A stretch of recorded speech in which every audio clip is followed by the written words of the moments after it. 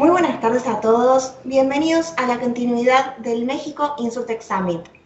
Muchas gracias a las más de 1.700 personas que nos vienen acompañando desde ayer en los paneles digitales, hoy también en la modalidad digital y mañana recuerden que tenemos el evento presencial. A continuación voy a introducir el próximo panel del día, lo hemos denominado Retos Regulatorios, Open Insurance, Conocimiento del Cliente y otros. El objetivo de este panel es comentar los retos y zonas no abarcadas de la regulación de seguros en México. Para ello, invitamos a Oscar Garza, abogado y consejero de la Asociación Insurtech México, para acompañarnos a moderar la sesión. Hola Oscar, ¿cómo estás? ¿Qué tal? ¿Cómo están? Muchas gracias por la introducción y a mí me toca presentarles a los maravillosos panelistas que vamos a tener acompañándonos para este tema. Entonces, en primer lugar, me gustaría darle la palabra a Leticia Riquelme para que mencione quién es y por qué nos acompaña. Hola, buenas tardes. Mucho gusto. Yo soy Leticia Riquelme y soy especialista financiera en el Banco Interamericano de Desarrollo. Buenas tardes. Perfecto, muchas gracias. En segundo lugar, vamos a ir con el abogado Aaron Silva. Licenciado. Muchas gracias, Oscar, y gracias a los organizadores. Yo soy Aaron Silva, soy socio consultor, director de Aaron Silva y Asociados. Es una firma especializada en temas normativos de consultoría en general en el sector financiero. Y llevamos mucho tiempo trabajando en temas también de inclusión, innovación y sostenibilidad. Muchas gracias. Perfecto, muchas gracias. Y por último, vamos a darle la palabra a Miguel de la Fuente, abogado también.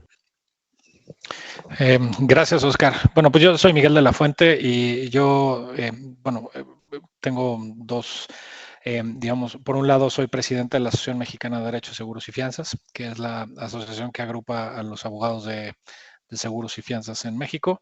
Y por otro lado, bueno, soy socio internacional de la firma DAC Beechcraft, ¿no? Una firma dedicada también a asesoramiento legal en materia de seguros y reaseguro.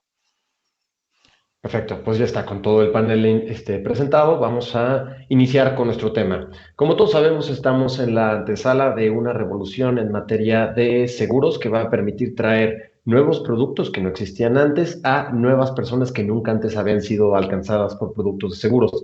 Esto sin duda va a traer muchos beneficios al mercado, tanto mexicano como todo latinoamericano, pero también va a traer algunos retos que tendrán que ser resueltos desde el punto de vista regulatorio. Ahora, en general, todo regulador tiene 4 funciones principales a la hora de hacer su regulación secundaria, igual que todo legislador. Por un lado tenemos la solvencia, que es garantizar que todas las personas que emiten, todas las entidades que se dedican a emitir seguros puedan, de hecho, pagar los siniestros en caso de reclamaciones. En segundo lugar, tenemos la penetración, que es que la mayor cantidad de personas puedan estar cubiertas por un producto de seguros. En tercer lugar, tenemos protección al consumidor, que los consumidores entiendan qué es lo que están comprando, no sean engañados por cláusulas abusivas en sus contratos de adhesión, que los contratos de adhesión se encuentren bien regulados y que en general tengamos un sistema justo para el consumidor. Y por último, tenemos temas de prevención de lavado de dinero. Esto normalmente se puede ver más en la parte de Know Your Client, 492 en nuestra industria. Y sobre estos temas vamos a estar versando. El primer punto que me gustaría tocar, invitar a Leticia Riquelme que nos ayude con sus opiniones, es sobre Open Finance, en particular sobre seguros abiertos, Open Insurance. Y la primera pregunta, Leticia, es ¿qué es Open Insurance? Muchísimas gracias.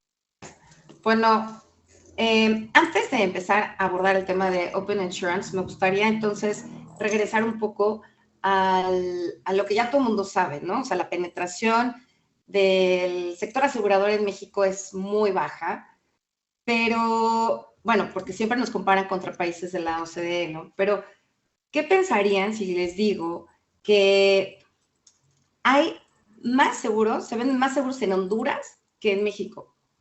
Y también en Chile, en Colombia, en Brasil, en Panamá.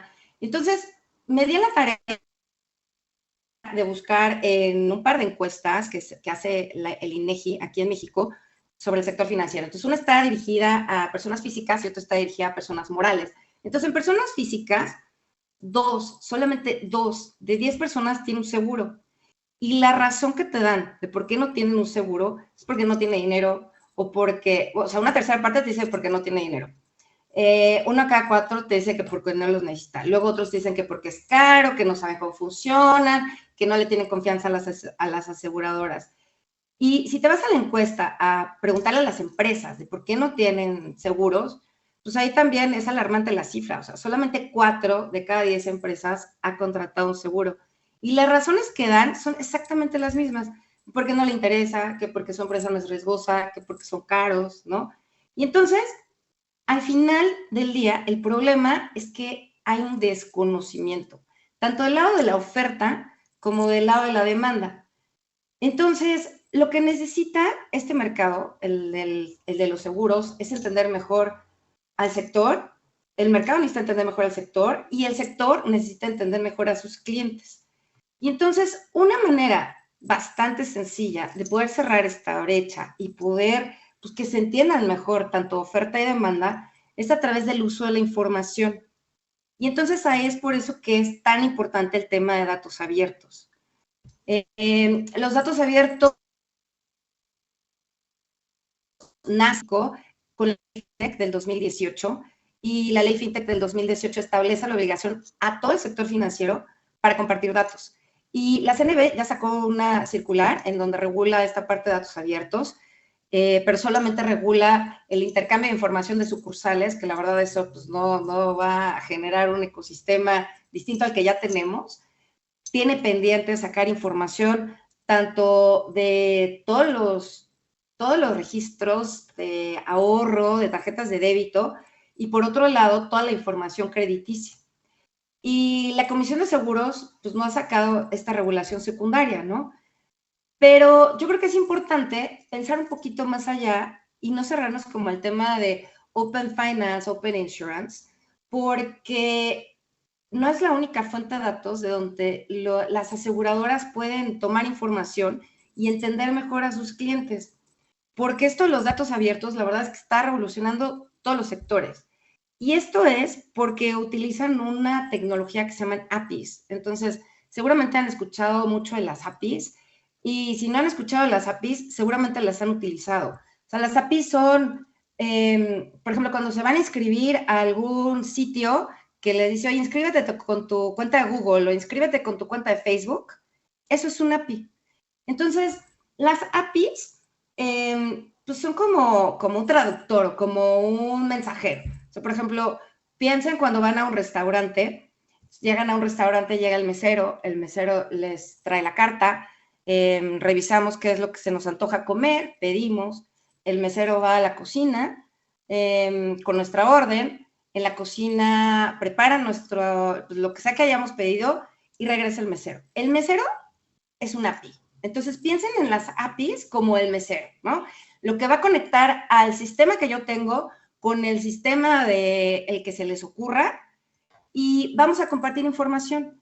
Entonces, esto está revolucionando, la verdad es que todos los sectores, porque la verdad es algo muy sencillo que se puede implementar independientemente del tipo de sistema que tengas, ¿no? Porque estos APIs se dedican como a traducir lo que yo entiendo contra lo que entiende el otro sistema, ¿no? Entonces, esta parte del Open Finance, del Open Banking, nace esta idea y bueno, el primero que lo regula es Reino Unido. Y empezaron con esta idea como en el 2006, lo implementan en el 2008 y la verdad es que es impresionante lo que ha pasado 4 años después. O sea, porque hoy, 4 años después, en el Reino Unido hay 6 millones de usuarios.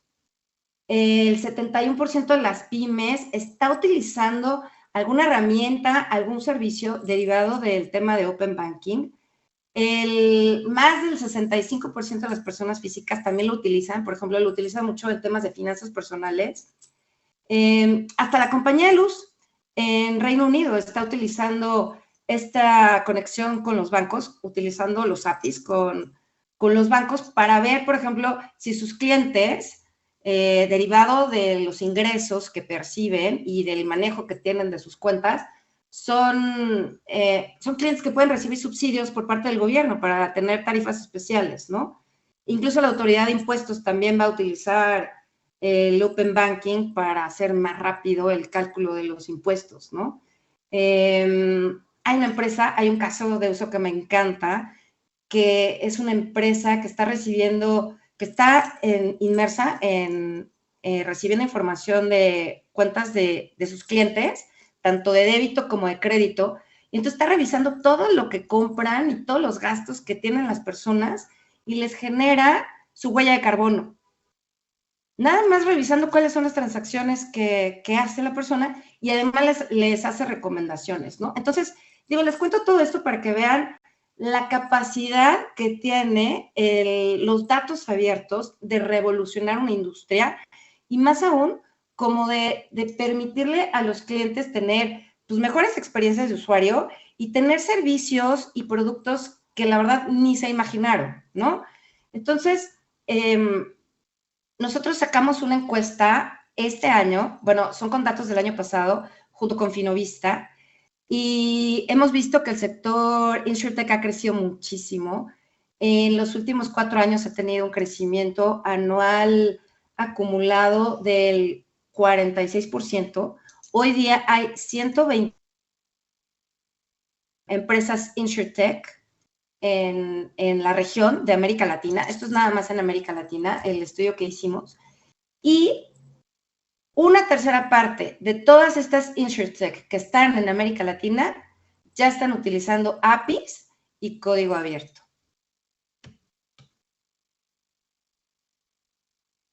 Sí, perfecto. Entonces, de hecho, yo no me presenté en esta parte, pero yo soy director general de Journey Sports y nosotros nos dedicamos a asegurar deportistas. Justo estamos utilizando APIs para que en plataformas de suscripción a maratones las personas puedan estar aseguradas en automático. Esto es un ejemplo de seguros abiertos enfocado en nuestra industria, de algo como le haces la vida más sencilla a un deportista por si se accidenta en su maratón.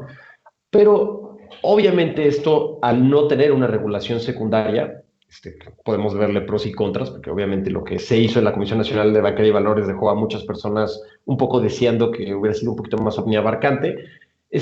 ¿Cuáles son los retos que tenemos desde el punto de vista normativo? Y le pregunto a Aarón, para que esto pueda ser una realidad que se pueda incluir mejor en todo nuestro sector. ¿Es algo que se tiene que regular? ¿Es algo que no se tiene que regular? ¿Cuál es tu opinión, Aarón? Estás en mute. Sí, perdón, muchas gracias, Oscar. Pues sí, es un tema que se tiene que regular. De hecho, la regulación en México en materia, digamos, de InsurTech es muy vaga, muy general. Y como se comentó, por ejemplo, el día de ayer en el panel, en donde estaban hablando de estos temas, la verdad, y del sandbox en particular, la verdad es que sí hay digamos, muchas cosas sueltas que deben regularse. En el caso de México, por ejemplo, para toda la parte de Open Insurance y en general, digamos, la regulación sobre modelos novedosos, si bien se prevé, digamos, que se puedan desarrollar para fomentar la innovación en los productos, esta sección de la normatividad debería estar alineada con los preceptos contenidos en la propia ley, y esta ley que se emitió en 2018 está muy enfocada, digamos, a los aspectos bancarios para facilitar pagos digitales y servicios de financiamiento colectivo. Entonces, sí hay aspectos específicos que deberían de preverse, que hoy día no están considerados y que facilitarían el dinamismo del mercado. Hoy día, por ejemplo, no hay ningún sandbox autorizado en México, no hay ningún modelo, digamos, hasta donde sabemos que se ha presentado de InsurTech en el sandbox, y en el caso, por ejemplo, de Brasil, desarrollaron una regulación específica que ha facilitado mucho la inclusión, la participación de nuevos jugadores que han, por cierto, tenido un impacto muy interesante en la inclusión financiera.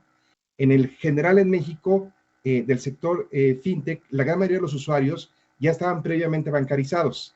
En algunos países donde los modelos novedosos han sido muy exitosos, y como comentaba Leti, se tiene mucho potencial aprovechando la tecnología, pues esto facilitaría mucho la inclusión de nuevos usuarios.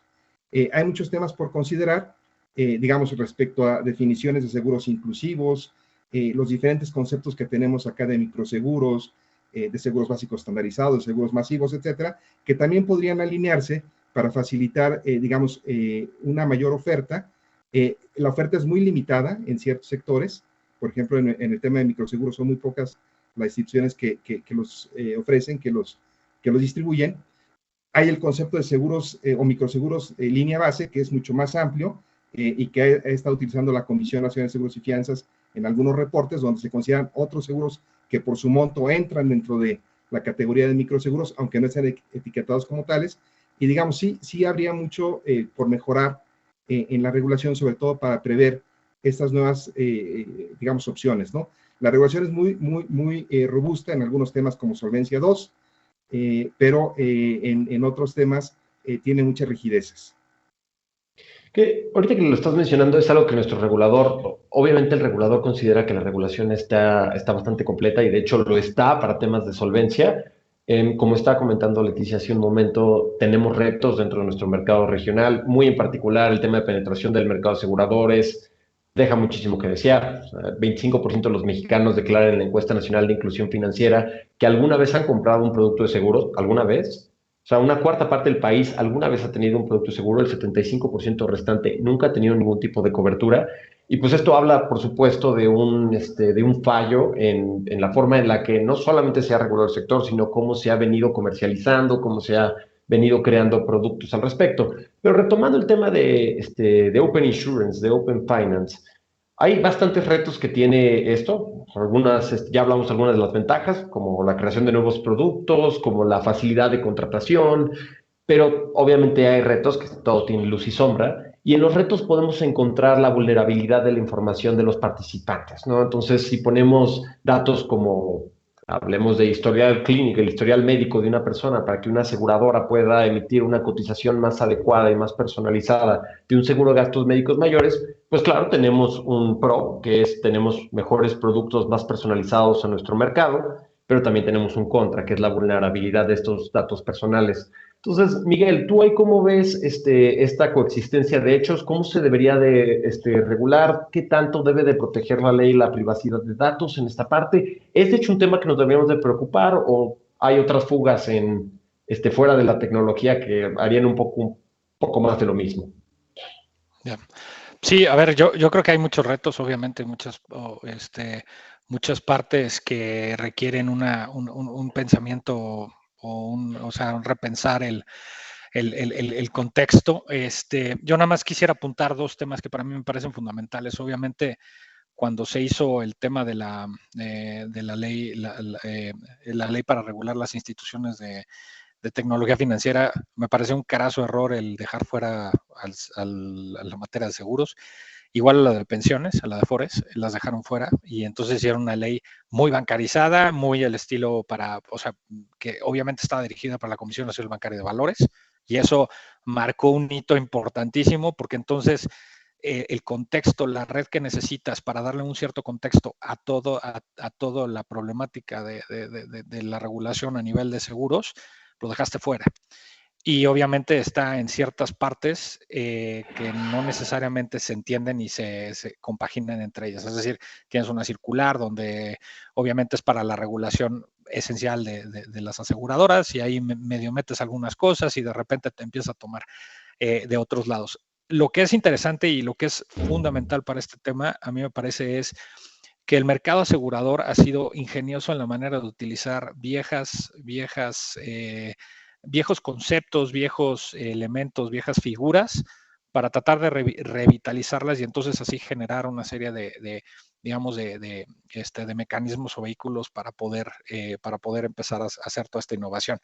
Caso particular, los agentes de seguros, que me parece un aspecto bien interesante a anotar, ¿no? Entonces, y obviamente esto, entonces, pensando que es una ley o sea, pensando que no se hizo una ley completa, una ley redonda, o por lo menos no se dio una regulación uniforme para el mundo del seguro, obviamente tiene mayores retos que los que puede tener otras áreas, ¿no? Como obviamente la de FinTech, la ley FinTech, que sí tiene otra cuestión. ¿Qué casos me parece? Bueno, privacidad de datos obviamente es un tema fundamental, pero tiene varias aristas, ¿no? Desde el uso de la información, ¿qué puede usar esa información? ¿Cómo la puedes compartir? ¿Cómo no generas discriminación dentro de la información que estás compartiendo? Y cómo haces, obviamente, generas mejor tarificación, pero a la vez también reduces el fraude. De alguna manera la industria se vuelve mucho más eficiente. Entonces, toda esa gama de actividades no tienen una respuesta particular de parte de la regulación mexicana. Están sesgadas, tienes que tomarlas de varias partes y hacer una mezcla de varios puntos para poder entonces entender cómo manejar esta situación. Obviamente, ese me parece efectivamente lo que decías, Oscar, es un reto muy, muy importante y es un reto que requerimos, o sea, que se requiere atender de manera muy puntual, porque inclusive con esa información, quien recibe esa información o quien trabaja esa información o quien genera esa información es la industria de seguros en muchos aspectos, las aseguradoras. Póngalo como ejemplo por si lo que pasó con la Bolsa Mexicana de Valores en México. Pues teníamos una bolsa en México y de repente nació Viva y traes a Viva. Y entonces, ¿cómo haces para compartir la información? A tu propio competidor, tú generas información y necesitas entregar esa información a tu competidor para competirte. Y hay una labor muy interesante por parte de la bancaria, que la Comisión Nacional Bancaria de Valores, que de alguna manera rompió este monopolio informativo y entonces tuvieron que diseñar reglas específicas de transparencia y reglas específicas de diseño de entrega de información e inclusive del contenido y de la calidad de la propia información. Entonces, es algo que, a mi gusto, es algo que tiene que pasar en el sector asegurador si queremos que todos los competidores puedan competir en un mismo nivel. Entonces, efectivamente, para mí ese es uno de los retos más importantes. El otro reto es, obviamente, el costo regulatorio que lleva el tener el abrir el tener una empresa, una InsurTech, o sea, una empresa de tecnología en los diferentes rubros o ramos y lo encorsetado que puede llegar a estar también la regulación, porque no es una regulación hecha ex profeso para eso, es una regulación que se tomó de hace muchos años y se ha tratado de ir renovando, refrescando para adaptarse a una necesidad, porque ya no era había mucha regulación que ya no tenía mucha participación o ya no tenía relevancia, ¿no? Entonces yo creo que son varios temas, pero yo quisiera apuntar esos dos temas como los más importantes, ¿no? Ok, perfecto. Entonces, algo que hemos estado hablando tú y yo, Miguel, es el tema de proporcionalidad regulatoria y justo ahorita me meto a colación lo que nos comentó el licenciado Aarón, en donde estaba hablando también de microseguros y de la baja penetración que nos estaba comentando Leticia. Entonces, ¿qué tal si entramos ahorita de lleno a este tema de lo que le llaman en género seguros incluyentes?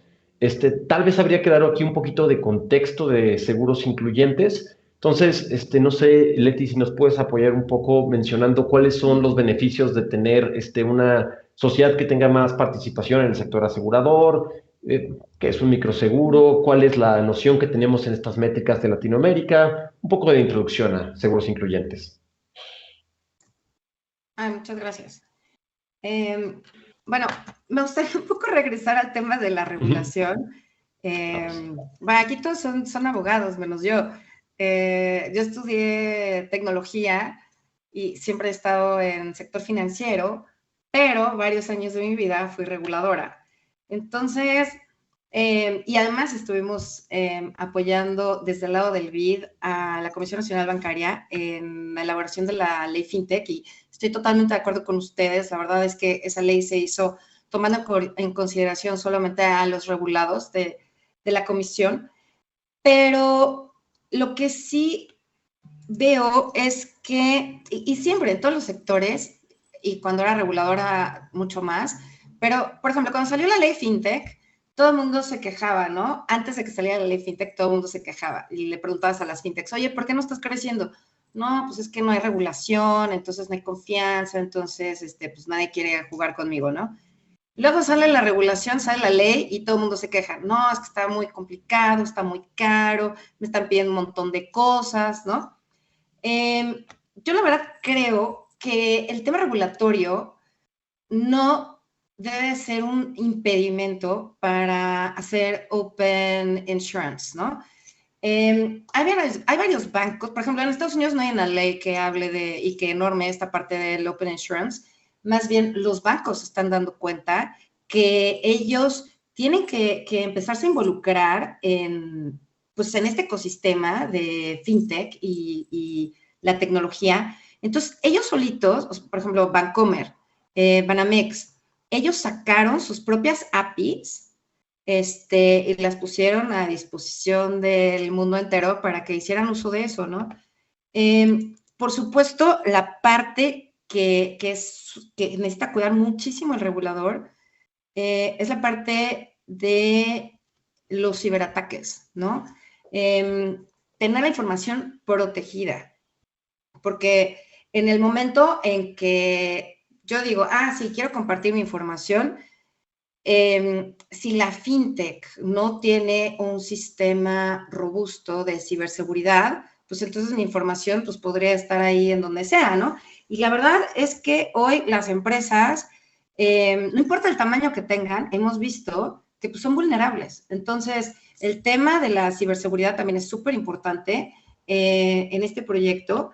Y yo creo que también tenemos que pensar que la tecnología va tan rápido y el regulador no va a poder estar alcanzando, o sea, no va a ir a la misma velocidad que va la tecnología, ¿no? Entonces, yo la verdad creo que sí la regulación te ayuda a que haya un ecosistema mejor, pues como más habilitado, o sea, que favorezca el emprendimiento y la innovación, por supuesto, del lado de política pública, pero tampoco creo que sea algo que esté inhabilitando, ¿no? Que existan este tipo de modelos. Comentabas hace rato, por ejemplo, el sandbox regulatorio. El sandbox regulatorio no ha funcionado, yo creo, porque la gente tiene miedo a ser regulado, ¿no? O sea, como que muchas veces es mejor pedir perdón que pedir permiso, pero pues luego en sectores tan regulados como este, y estos sectores pues tienen toda la razón de ser, de estar tan bien cuidados, porque están cuidando el dinero de las personas, pues es importante que exista un balance, ¿no? Y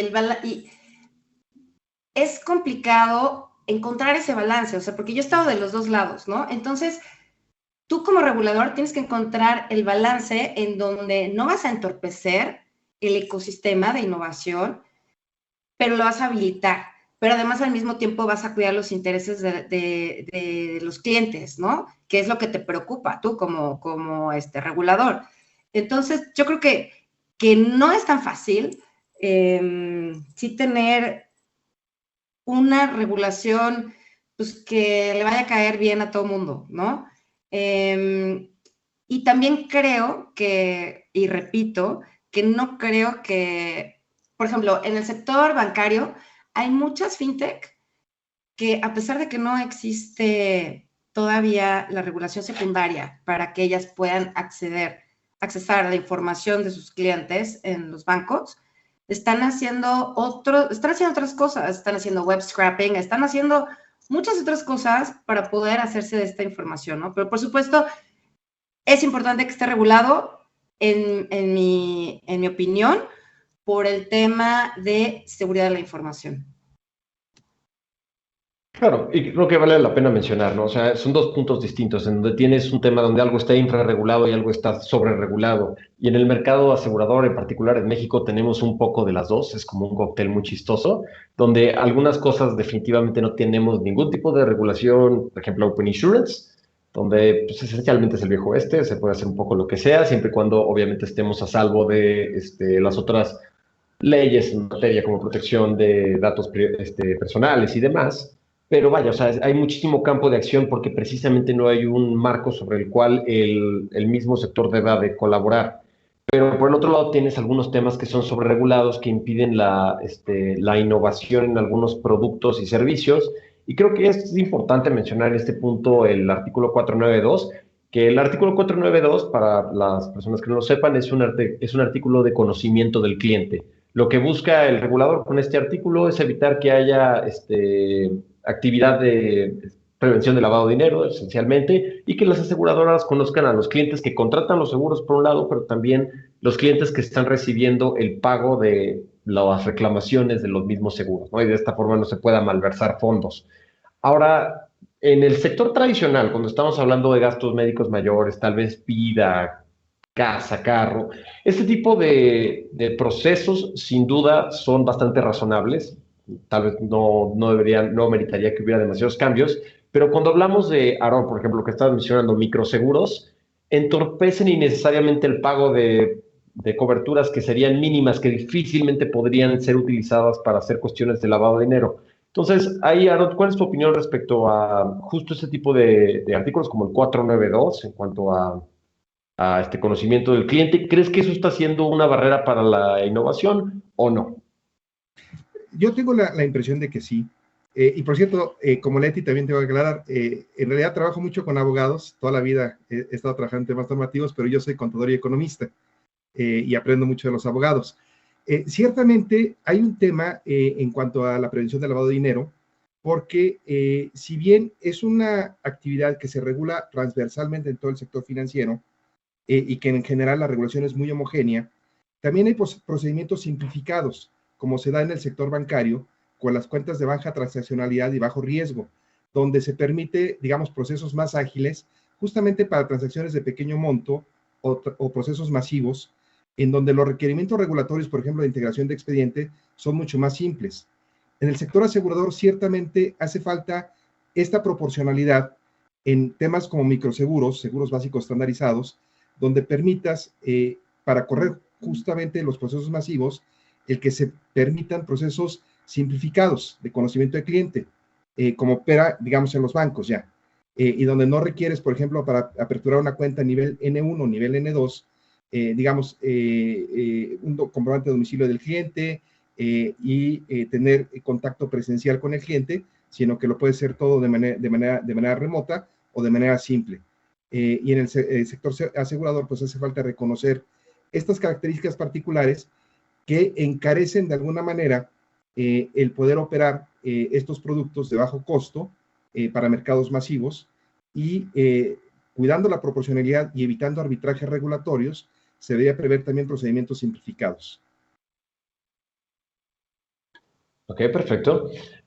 ¿Algo que quieras agregar, Miguel?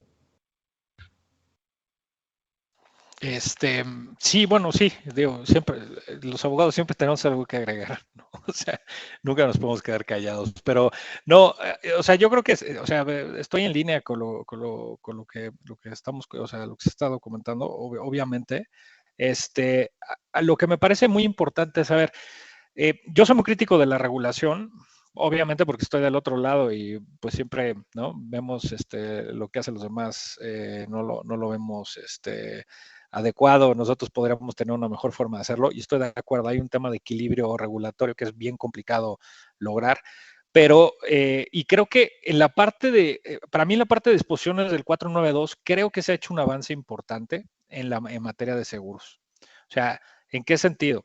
Hoy en día las disposiciones son recientes, son de 2020, traemos, se tomaron muchas de las disposiciones de la ley anterior, se trajeron ahora, pero han hecho ciertos cambios que me parecen adecuados en cierta medida. No necesariamente, creo que todavía hay retos por hacer, en el sentido de que este régimen simplificado que existe, que efectivamente existe, creo que se empezaron ya a abrir ciertas posibilidades o ciertos digamos, ciertas premisas para poder entrar a este régimen simplificado, que de lo que se trata es que te dé menos información, que sea más rápido la contratación y esa información obviamente sea la mínima indispensable para por lo menos cumplir con las finalidades propias de la ley de lavado de dinero, pues que es obviamente que no haya financiamiento al terrorismo o al narcotráfico o demás actividades ilícitas.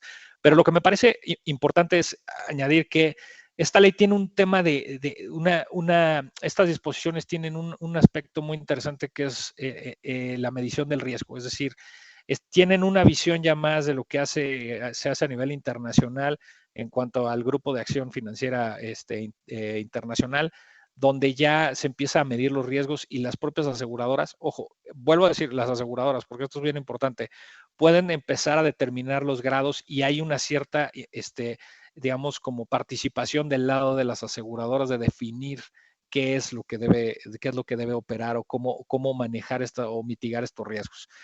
Pero vuelvo al punto, aseguradoras.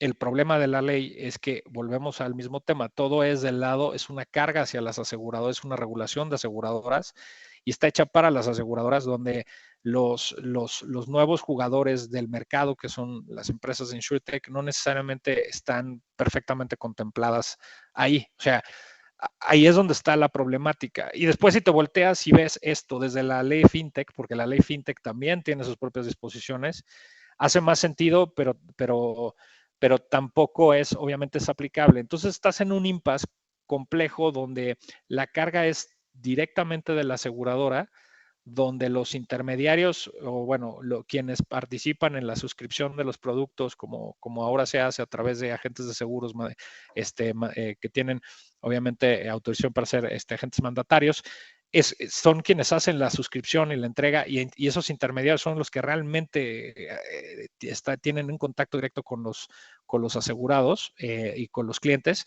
Ellos son los que de alguna manera están un poco desprotegidos y tienen pocas posibilidades de opinar. O sea, la mitigación de riesgos se hace en la aseguradora y a función de la aseguradora, pero tampoco es que viendo el riesgo particular de alguien que está emitiendo pólizas en aspectos, o sea, en seguros incluyentes o eso, tampoco los toman muy en cuenta a nivel de la aseguradora, porque no es el volumen de negocio de la aseguradora, pero sí el volumen de negocio de ese intermediario que está actuando ahora como un vehículo fintech, de InsurTech, y ellos son los que tienen que tener más opinión, o debería de haber una idea mucho más clara de cómo deberían operar ellos y cómo deberían cumplir con estos requisitos. Entonces, si bien para las aseguradoras se ha vuelto más flexible, volvemos al mismo problema. No tenemos un sustento regulatorio que pueda dar cierta viraje o pueda tener esta posibilidad donde las empresas de InsurTech puras y duras hoy en día puedan mejorar su suscripción y puedan obviamente mejorar sus procesos de cierre de contratos y de ampliación de clientes y demás. Entonces creo que ahí es donde está la parte compleja, ¿no? Ok, perfecto. Oye, pero entonces estamos ahorita mencionando que una regulación donde sí, definitivamente está siendo bastante dura en ciertos aspectos. Todas las regulaciones de seguros en el mundo tienden a ser medio restrictivas. Es algo de lo que se quejan los americanos, de lo que se quejan los ingleses. Y uno de los alcacelcers más modernos que se ha sacado para todo el sector financiero es el de sandbox regulatorio.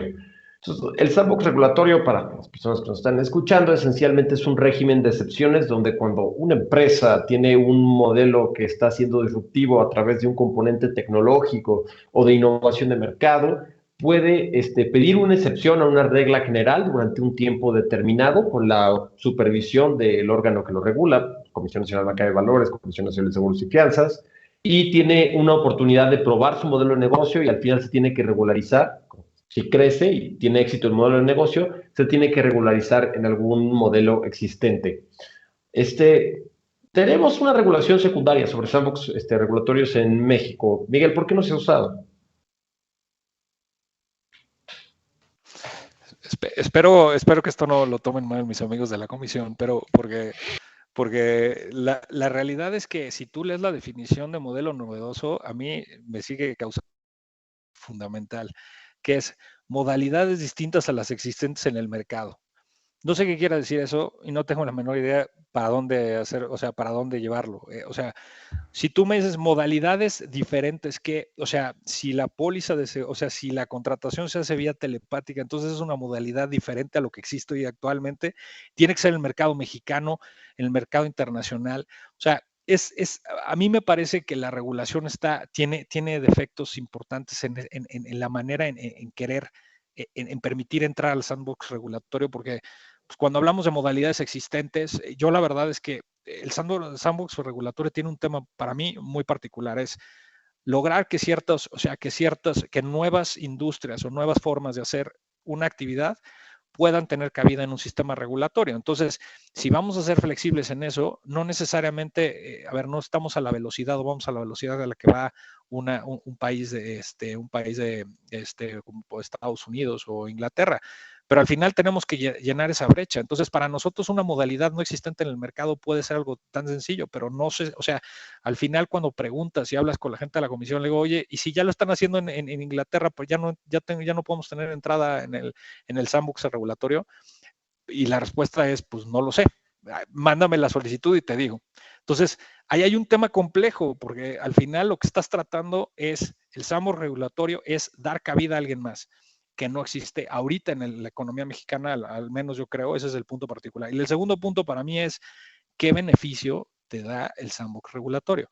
Así que la ley hoy en día estés cumpliendo bajo la ley, me parece muy bien, pero ¿qué beneficio fiscal puede traer eso? ¿Qué beneficio en cuanto a regulación puede traer el que tú estés en un sandbox regulatorio? ¿Qué beneficio puede traer desde muchos aspectos? O sea, inclusive de exenciones de ciertas cosas que sabes que de otra manera tienes que cumplir, o sea, de gobierno corporativo.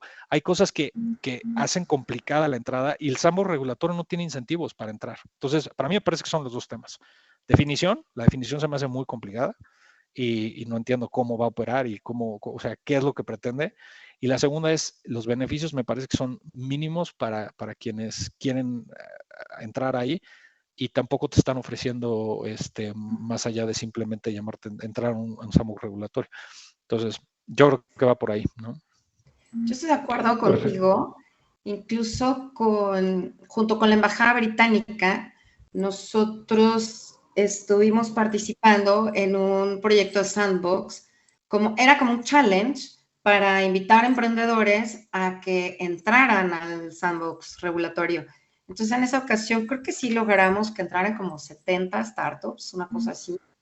Pero bueno, aquí iba a haber un premio, ¿no? Salieron creo que 4, creo que 3. Salieron en ese challenge con un premio, pero creo que también está el miedo de ser regulado, ¿no? O sea, a mí algo que no me gustó de esa regulación es que desde que entras al sandbox tienes que empezar a reportar, ¿no? Entonces, como que dices, oye, pues si apenas estoy viendo qué onda, nada más somos como 5 changuitos los que trabajamos aquí, y luego ahora ya me vas a poner a reportar y me empiezas a imputar obligaciones cuando todavía no soy nada, ¿no? O sea, porque apenas estamos así como en el noviazgo viendo qué onda. Pues sí, la verdad es que es complicado que vayan a entrar ahí al sandbox regulatorio. Y yo agregaría, Leti, que ninguno fue autorizado por esta misma falta de definición. Digamos, algunos criterios que han adoptado también los reguladores, donde, por ejemplo, la innovación lo ven como algo disruptivo, algo totalmente nuevo, no necesariamente aplicación de un procedimiento, de alguna práctica de otro mercado, del mercado mexicano, sino algo totalmente, digamos, novedoso, disruptivo, y entonces, en la práctica, pues, no es operativo en México el sandbox, a diferencia, por ejemplo, de Brasil, donde hay normativa específica, hay facilidades que sí incentivan la entrada, y tienen justamente 3 años para graduarse, pero está muy clara la ruta de convergencia. En el caso de México, pues hay un gran vacío, hay poca claridad en la definición, y está muy sujeto, digamos, a interpretación, y el mejor ejemplo de que no ha funcionado, pues es que no hay nadie, a pesar de que, por ejemplo, en ese challenge que comentaba Leti, que ya se hicieron 2 ediciones, ¿no? Han llegado muchos participantes, no ha salido una sola autorización. Entonces, sin duda es un tema que se tiene que revisar. Perdón, que te interrumpí. Claro. No, sí, tienes, o sea, pues sí, digo, los hechos ahí están, ¿no? Yo creo que va a ser más natural que las InsurTech vayan de la mano con los incumbentes, que es lo que está pasando además en el resto del sector financiero y en el resto del mundo, ¿no? En América Latina, en el reporte Finovista, ahí salió que solamente el 25% de las aseguradoras había tenido como un acercamiento con una InsurTech, pero lo que estamos viendo en Estados Unidos, en Europa, pues es que hay un montón de dinero que se está invirtiendo por parte de las aseguradoras, ¿no? Incluso a mí me sorprendió ver que hasta las reaseguradoras ya están montando servicios digitales para operar directamente con las fintech, ¿no? De todos los deals que se han llevado a cabo, alianzas y adquisiciones, me refiero, en Estados Unidos y en la Unión Europea, en el 2020, el principal objetivo para las aseguradoras, para hacer estas alianzas, era diseñar nuevos productos. Y el primer producto que estaban diseñando todas las aseguradoras eran los productos on demand, que yo tengo una startup y llevo buscando un producto on demand aquí en México, que alguna aseguradora me haga caso para hacer mi producto on demand. Y la verdad es que llevo como 2 años y todo el mundo se me queda viendo con cara de, no, es que eso va a ser carísimo, es que eso no se puede, es que eso está muy complicado, ¿no? Bueno, y otra de las cosas por las que están invirtiendo las aseguradoras con las InsurTech es para tener una mejor experiencia de usuario, en todos los sentidos, ¿no? Acá en América Latina, yo creo que vamos todavía un pasito más atrás, porque estos contactos que han tenido las aseguradoras con las InsurTechs son más bien como en esfuerzos de marketing o de que le mejoren algún proceso, ¿no? Pero lo que estamos viendo en el mundo es que las InsurTechs se están volviendo full carriers, o sea, que están desarrollando el producto y distribuyéndolo, ¿no? Ha crecido muchísimo ese tipo de InsurTechs. Y los distribuidores, ese modelo ha ido bajando. Y lo que ahorita la mayoría de las InsurTech en el mundo se está enfocando es en ser habilitadores, o sea, en proveer software como servicio a las aseguradoras. Entonces, yo la verdad creo que ese va a ser el camino para que las InsurTechs pues, se vayan metiendo pues, al corral del tema regulatorio y, bueno, pues no necesariamente van a tener que pasar por el sandbox, ¿no? Claro, aunque vale la pena mencionar aquí algunos ejemplos que son New Insurers, incluso en México tenemos a Krabi, tenemos a Sofía, que se constituyeron como instituciones de seguros, hicieron el proceso, 2 años de trámites burocráticos, quién sabe cuántos millones de dólares a reserva para las líneas que les autorizaron, y pues obviamente ya están empezando a emitir. Ahora, habría la pena hacernos la pregunta, bueno, si pudiéramos tener dentro de condiciones más sencillas para entrar a ser una institución de seguros que pueda hacer operaciones activas de seguro con requisitos menores, pensemos que vamos a hacer una aseguradora enfocada únicamente en microseguros para agro, que además sean paramétricos. O sea, que se activen conforme a la cantidad de mililitros de lluvia, o si hubo o no hubo sequía, o X, Y, Z tipo de eventos que podamos comprobar por terceras personas. Tal vez podríamos ver una pluralidad de nuevos actores entrando a este ecosistema, donde no tienen que tener 40, 50 millones de pesos de capital en reserva para crear un producto, y donde los actores tradicionales todavía no quieren llegar tan rápido. Entonces, tal vez valdría la pena ver que sí, hay algunas situaciones donde, por ejemplo, nosotros en mi empresa trabajamos con una aseguradora y tiene mucho sentido porque a mí me funciona más dedicarme a la parte de APIs e integraciones para escalar esto en toda Latinoamérica, de lo que me sirve hacer, de lo que me sirve ser una institución de seguros que opere en cada país de la región latinoamericana para un producto de nicho que son seguros de accidentes deportivos. Entonces, obviamente hay lugares para nosotros donde colaboramos con otras aseguradoras más grandes, pero también hay lugares para neo-insurers. Por ejemplo, Lemonade en Estados Unidos está haciendo productos bastante innovadores en materia de agro con integración de blockchain. Y tal vez ahí es lo que nos estamos perdiendo un poco con tener un sandbox regulatorio donde no estamos realmente definiendo bien qué es innovación y no estamos diciendo bien las reglas del juego de qué te puedo excepcionar, ¿no? Para que empieces rápido en las cosas. Ahora, hay otros temas en particular aquí. Una de las cosas que que nos estaban preguntando era el tema de paramétricos enfocados en particular con el pago de siniestros con el 492. Entonces, Miguel, sé que tú tienes mucha experiencia con el tema de conocimiento del cliente, con el tema de 492. No sé si sigues estando acá, se cortó que ahí está, perfecto. Entonces, no sé si pudieras darnos tu opinión respecto a cuál es el ámbito regulatorio que tenemos ahorita para el pago de seguros paramétricos o pago de seguros de forma más sencilla con lo que está en la regulación actual. ¿Es algo que se puede hacer? ¿Es algo que no se puede hacer? Te escuchamos.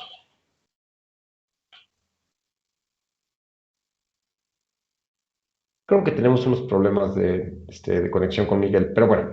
Si quieren, comento algo relevante con el tema de los seguros paramétricos. Digamos, hay algunas personas que en estricto sentido dicen que los seguros paramétricos no son un seguro porque se puede recibir una indemnización sin tener un daño. Pero aquí lo que detona, digamos, la indemnización es el que se dé un índice y se mide por pérdidas consecuenciales, que es lo que considera realmente el seguro paramétrico. Hay otro tipo de seguros parecidos, indemnizatorios de salud, donde no se tiene que demostrar una pérdida, sino solamente un evento. Entonces son productos que ya existen y se distribuyen sobre todo en bancaseguros. Y el tema normativo, digamos, se permite, por supuesto, pero se podría agilizar justamente con todo este tema de procesos simplificados, digamos, donde se tiene la perspectiva del riesgo, de prevención de lavado de dinero, porque el reto con esos seguros paramétricos es la distribución.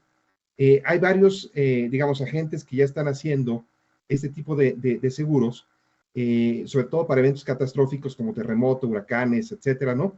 Hay algunos muy enfocados también a temas agro. Es poco representativo, es un negocio incipiente, pero con procesos simplificados, cuidando otra vez la proporcionalidad y que no se incurra en problemas de arbitraje regulatorios y con el enfoque, digamos, basado en riesgo, se podría facilitar mucho la operación de este tipo de seguros. Porque básicamente lo que requieres es monitorear de manera externa el que se dé cierto evento. Si ese evento se da, se detona de inmediato el pago de las indemnizaciones, hayas o no hayas tenido daño, no hay un proceso, digamos, como los seguros tradicionales de ajuste, de verificación, y eso lo hace muy ágil.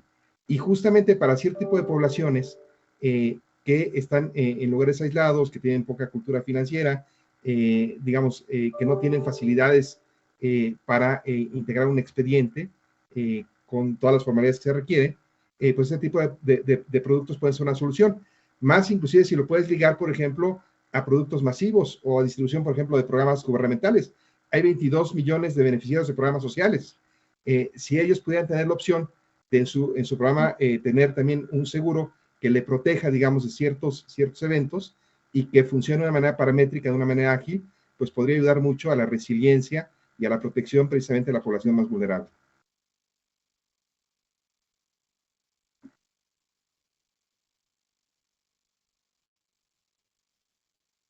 Oscar, no te escuchamos. Muchas gracias por recordarme. Bueno, respecto a seguros paramétricos, Leti, ¿algo más que quieras agregar en este tema? Bueno, solamente recalcar el tema de, otra vez, el uso de datos de fuentes distintas. Pues esto va a permitir que haya seguros paramétricos en lo que sea que se te ocurra, ¿no?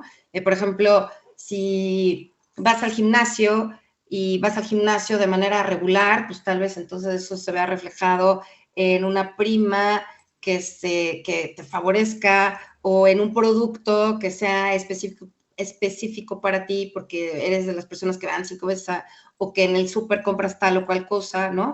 La verdad es que el tema de paramétricos se va a enriquecer muchísimo con todo este tema de datos abiertos y la ventaja también que tienen todas las InsurTech y las aseguradoras, pues que cada vez hay más datos. Con el tema del 5G, pues ya todo el Internet of Things, pues ya todo va a estar reportando información. Entonces yo creo que ahí es donde va a venir una revolución muy grande en el tema de seguros. Completamente de acuerdo contigo. Entonces ya nos quedan ahorita 7 minutos. Si la audiencia quiere hacer alguna pregunta, están los comentarios para que puedan hacer sus preguntas. Y en lo que llegan las preguntas, vamos a empezar con un poco de conclusiones. Vamos cerrando el tema. Entonces, Miguel, ¿algunas conclusiones sobre cuáles son los retos que tenemos en este sector? Sí, con gusto. Pues, a ver, retos, yo creo que el reto es la industria necesita tener una regulación mucho más inclusiva en el sentido de dar ciertos parámetros a las nuevas competidores del mercado y a los diferentes modelos que estos tienen. No necesariamente la solución para mí es el sandbox regulatorio, obviamente no, pero sí necesitamos empezar a generar esta regulación en particular que permita considerar este tipo de nuevos participantes. Y sobre el tema nada más de sandbox, de seguros paramétricos, hay un punto importantísimo que creo que vale la pena nada más comentar muy rápido, que es, ha habido una discusión importante porque el seguro al final tiene un principio de indemnización. Entonces, si tú sufres un daño, la aseguradora está o bueno, digamos, tradicionalmente era, te compenso en función del daño sufrido, y así es como se da así es como tradicionalmente se entendía el seguro. Con los seguros paramétricos partimos de otro punto, ¿no? O sea, no necesariamente hay un daño evidente y material para los afectados. Puede haberlo de manera indirecta y puede existirlo, pero es otra forma de ver el seguro, ¿no?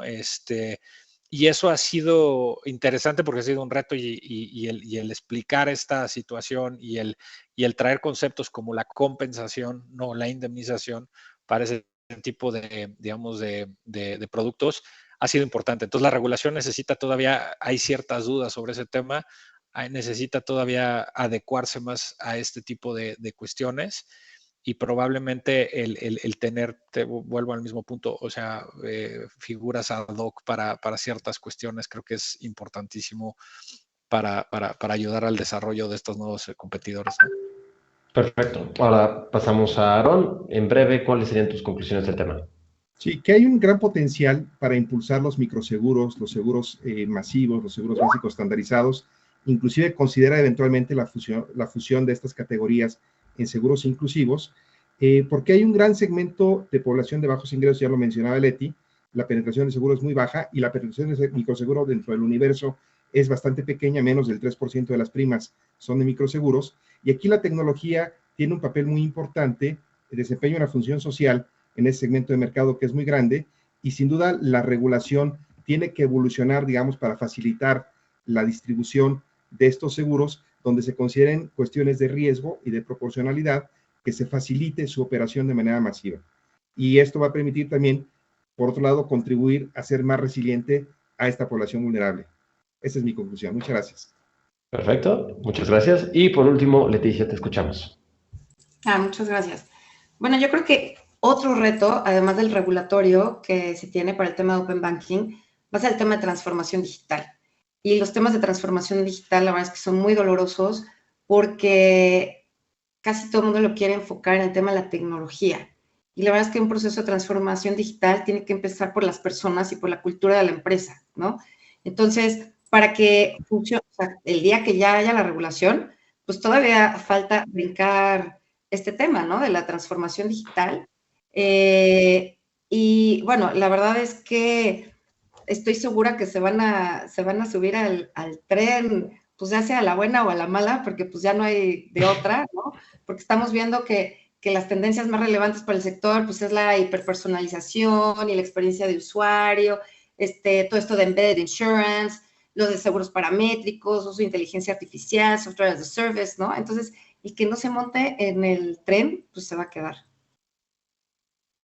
Completamente de acuerdo. El que no se monte en el tren se va a quedar, eso es un hecho. Bueno, entonces tenemos un par de preguntas, pues ya no vamos a tener tiempo, nada más voy a agradecer que las hubieran hecho. Impulsar a competidores criptos a través del sector asegurador. Nada más mencionemos que ahorita hay un buen desarrollo en materia de seguros dentro del mismo blockchain y de seguros tradicionales enfocados a wallets y otros actores del sector cripto. Entonces, ahí hay bastante que está desarrollando, que daría para dar otro panel. Y también comentan aquí que hay una buena posibilidad que las insurtechs que se dedican al diseño, distribución y administración de productos de seguro terminen siendo aseguradoras una vez que conozcan la normativa de los negocios. Es un camino para resolverlo, todo depende del modelo de negocio. Y pues listo, con un minuto en el tiempo podemos concluir este panel. Natalia, si quieres, te dejamos entrar. Bueno, muchísimas gracias a los cuatro, Oscar, excelente moderación. Miguel, Aaron y Leticia, fue un gusto escucharlos. Y ahora sí, a todos los invito a regresar en una horita. A las 17 horas de México estaremos comenzando con el próximo panel, denominado El principal reto de las insurtech, el acceso al financiamiento. Muchas gracias.